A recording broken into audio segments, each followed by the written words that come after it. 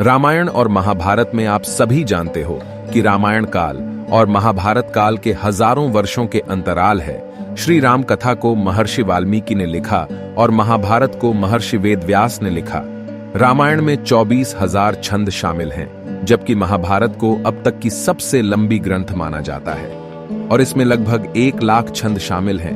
रामायण और महाभारत की घटनाओं की कई आश्चर्यजनक समानताएं हैं।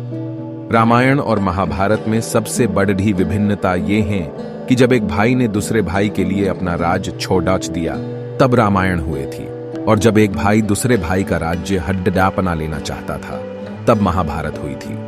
रामायण काल का युद्ध एक पवित्र स्त्री के लिए लड़ा गया, जबकि महाभारत का युद्ध राज्य के बंटवारे के लिए लड़ा गया था।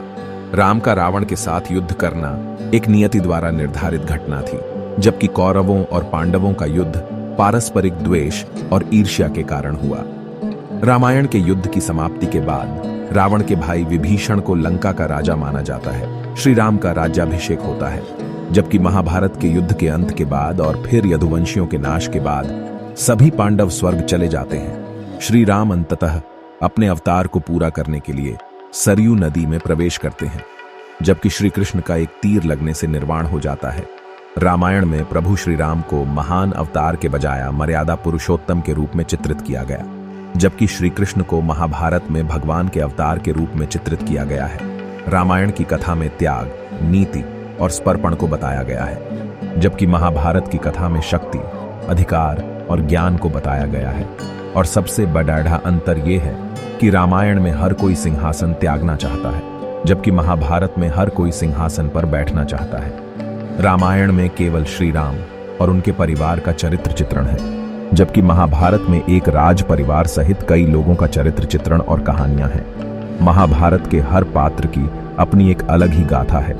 रामायण का नायक एक ही है, जबकि महाभारत में मुख्य पात्रों के बीच में किसी एक का नायक के रूप में चयन करना मुश्किल है।